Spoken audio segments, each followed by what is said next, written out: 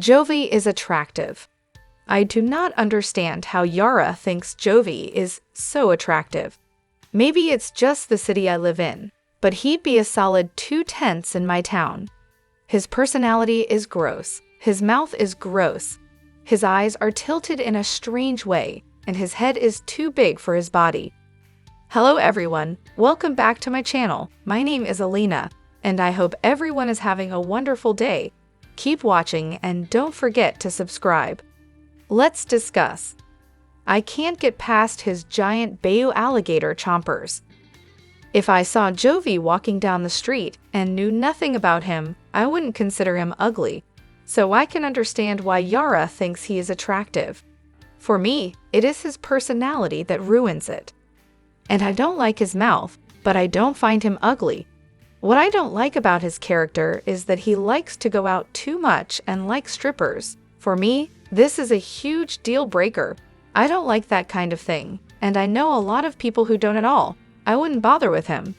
And Yara said one time that Jovi reminded her of her mom. Yara doesn't have a father figure.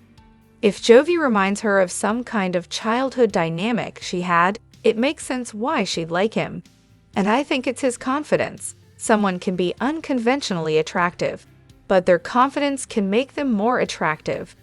When it comes to Jovi, he genuinely has confidence. He honestly thinks Yara, or better, is what he deserves. Despite the fact that all he brings to the table is a strip club addiction and a drinking issue, she believes she genuinely can't do better. My partner is kind of the same, except he's not a douche canoe. He genuinely can walk into a room and believe he can walk away with anyone in that room. The difference is that he treats them decently. It's super attractive when someone is confident. On the other hand, Angela is that racist person who says, "I'm married to a black man. I can't be racist," she said, referring to an ugly drink because of its color.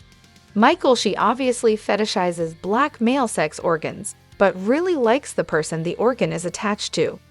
Another logic: I can't be a misogynist because I am married to a woman. It's complete bullshit. Plenty of married misogynists. A racist would have no problem marrying someone of another race as long as they thought they were better than them. Because that is what racism is. And you can call her what you want, but let's start with just an odd-shaped bag of shit. Now proceed. Angela said it's Michael because it makes her sick but tastes sweet. When she received it, she said it was the right color, green. So unless she's married to Oscar the Grouch, Shrek, or Hulk, there's no racism going on with that scene. On the other hand, watching the show while going through menopause, the struggle is real, and this was annoying to watch. And I would like to believe she'd have been concentrating really, really hard on finding a place to pull over if that was real. It came off as fake or extremely exaggerated. I've suffered severe panic attacks for 35 years. This isn't it. On the other hand, I am not funding your flex. Well, why are these two still together and on this show? It's clear they don't even like each other. Like 90% of the assholes who return for the paycheck, and I don't understand how she thought this was going to work. Danielle baited him by dangling the US in front of him, and they surprised him by saying that she's going to move there instead. Now she's irritated that he's not contributing as much as she wants him to, despite insisting they stay his home country, where it's markedly more difficult to make money and move up in general. She expects him to provide as an American man would, while keeping him in the DR. Let's be real. Danielle wanted to live a permanent vacation life with a hot, younger man. I don't think she realized that the price for that is footing most of the bills. You don't get to shoot someone in the foot and then complain that they have a limp. And he's wild, but don't ever forget that she baited this Brita so hard.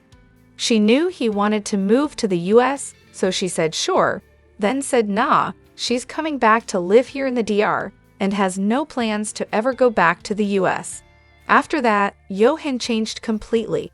He has never forgiven her for lying to him, ruining his chances of doing more with his life. Yeah, some of his comments are grim, esp, the baby one. but she took the man down a tunnel of bullshit and expected him to just say, "Yes, babe." Again, no excuse for some of the shit he says, but at the same time, don't forget that it all began with her literally lying to him. And she smirked and laughed on camera at the airport and said she's not going back to New York, but he doesn't know that yet. She's a hideous bankrupt sex tourist, just like the creepy men they feature. And they're both delusional and greedy. Johan can easily walk away from her and find a rich American woman who would love to spoil him and bring him back to the USA. Why is he still trying with Danielle?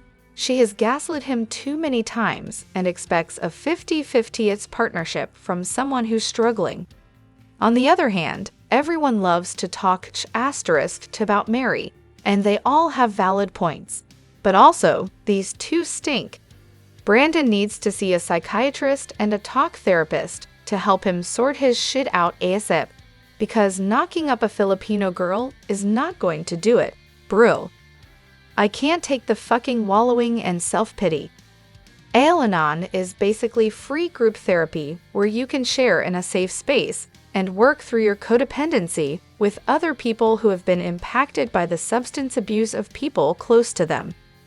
Go to a meeting and try not to ruin the lives of everyone around you while you figure out your life.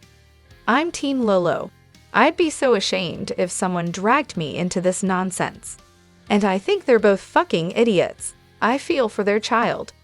Seriously, I feel like anyone could trick them out of everything they own with magic beans. And it's a lot.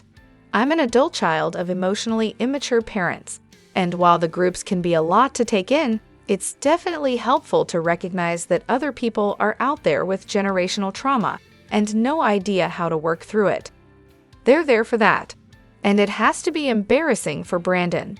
To be the standout in the whole village, everyone knows he and Mary are fighting, him hanging out in the park for hours. Lolo disgusted with Mary and Brandon.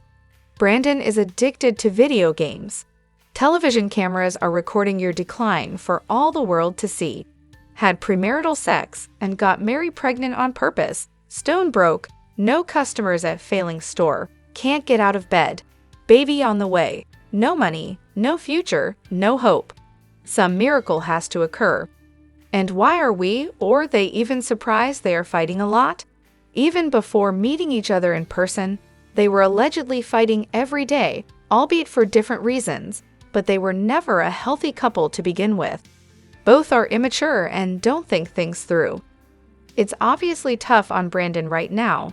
It must not be easy being alone in a foreign country and living with the in-laws, but at the same time, it was his choice. They also planned to have a baby. On what income? He doesn't even help around the house. Same goes for Mary. It must stink how he's not helping around the house, especially since she's pregnant. But also, they should have realized that popping out a child is not a game. It really feels like they're just miserable and regretting their choices. Dude should have booked a one-way ticket back to the States, but instead, he ends up knocking her up again. What an idiot! And why are they talking to the grandfather? He raised Mary's mother, who abandoned Mary. He raised the brother who got a girl pregnant, if I remember correctly.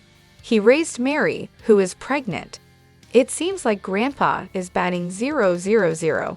No bueno. And also, they both stink. But Mary is just kind of psychotic, so she makes her partner look emotionally well-balanced by comparison. I haven't seen this new episode, but it's like, as soon as he landed in town, she went cold on him. Plus, she lies like we breathe air. Living with her is probably making his mental health issues so much worse. On the other hand, me finding out Leda committed a crime. When you know about her past getting away with murder, they should not surprise anybody. She was bound for bad karma with her terrible attitude.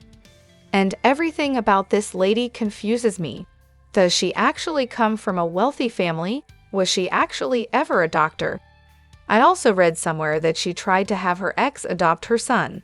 Like that lady is just a big clusterfuck of confusion. Throw your opinion in the comment section below according to my random discussion about 90 Day Fiance. Thank you for watching and stay tuned for more.